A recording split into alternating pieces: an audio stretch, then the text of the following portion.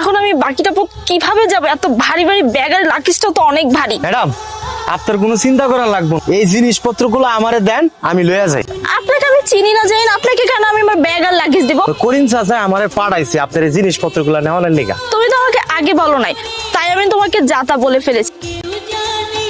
ও চাচা, মেম সাহেব লই আইছি। আসতে কোনো সমস্যা নাই তো? চাচা, ওইদিকে রাস্তাটা তো বেশি একটা ভালো না, তাই গাড়ি ওখানেই রেখে হাঁটা শুরু করছি। তারপর রাখাল আমাকে বাড়ি পর্যন্ত নিয়ে আসলো। বিশ্বাস করেন চাচা, আমি না একদমই ভালো ছিলাম না। যেই না গ্রামে পা রেখেছি তারপর থেকে মনটা একদম ফুরফুরা হয়ে গেছে। চাচা, এবার কিন্তু আমি বেশ কয়েকদিন থেকে যাব। মা মনে যে কি কয়, ভিতরে গিয়ে গোসল করে ফ্রেশ হও, আমি তোমার নাস্তা পানির ব্যবস্থা করতেছি। বা যাও। ঠিক আছে।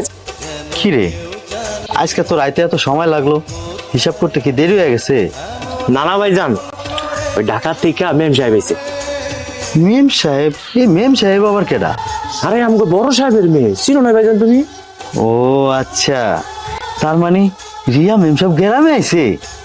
কত ছোট দেখছিলাম আপামনি রে, কত বড় হয়েছে রে ভাই? ভাইজান মেলা বড় হয়ে গেছে গা।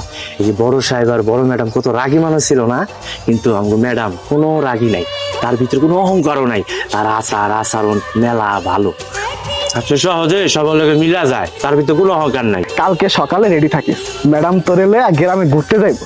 গেলাম গা, থাক। হ্যাঁ, কখন আসলে? আমাকে যে ডাক দিলে না?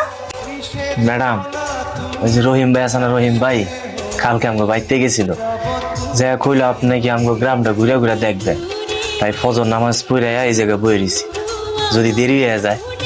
বাহ, তুমি তো অনেক দায়িত্বশীল মানুষ। তোমার মতো এরকম দায়িত্বশীল মানুষ এই যুগে কিন্তু পাওয়া খুব টাফ। আচ্ছা রাখাল, তুমি যে আজকে সারাটা দিন আমার সাথে ঘুরলে, এটা যদি তোমার বউ দেখতো তাহলে কি সে রাগ করতো না? না না ম্যাডাম, আমার বউ রাগ ভাঙ্গাইতাম না আমি। আর রাগ করলে করুক, আমি তো আমার দায়িত্ব পালন করতেছি। এই যে আপনার পুরো গ্রামটা ঘুরাইছি, এটা আমার দায়িত্ব না? তার মানে তুমি বিবাহিত? না না ম্যাডাম, আমি বিয়াই করি নাই। আমি তো আপনার লোকে দুষ্টামি করতেছি। আপনি আমার বউয়ের কথা জিগাইলেন তো, তাই আপনার কইলাম আমি। তুমি দেখতে যেমন সহজ সরল, কিন্তু অনেক পাজিও আছো।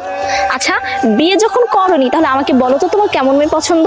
আমার ভাই যারা পছন্দ করবো ওই পছন্দে আমার। বাপ মা মারা যাওয়ার পর কলু পিঠে করে আমার বড় ভাই আমার মানুষ করছে। তারা ছাড়া ম্যাডাম আমার একটা দিনও কাটে না। আমার বড় ভাই আমার সব। আমার ভাইয়ের কষ্ট হইব এমন কোনো কাজ আমি করি নাই আর করবো না। বাহ, লক্ষ্মী ভাইয়ের লক্ষ্মী রাখাল ভাই। তোমাদের দুই ভাইয়ের ভালোবাসার গল্প শুনে আমার কাছে কিন্তু খুব ভালো লাগছে। আমাকে তোমার কাছে কেমন লাগে? মেম সাহেব, আমি আপনার এই কথা কইতে পারবো না, আমার মাফ করে দিয়ে। না রাখাল, এই কথা বললে কিন্তু চলবে না। আজকে তোমাকে বলতেই হবে আমাকে তোমার কাছে কেমন লাগে। ভালো লাগে না? কি, আমি কি দেখতে এতই খারাপ যে আমাকে তোমার কাছে ভালো লাগে না? না না ম্যাডাম, আসলে আপনি যে এই পোশাকটা পরে আছেন না, এই পোশাকে আপনারা মানাইতেছে না।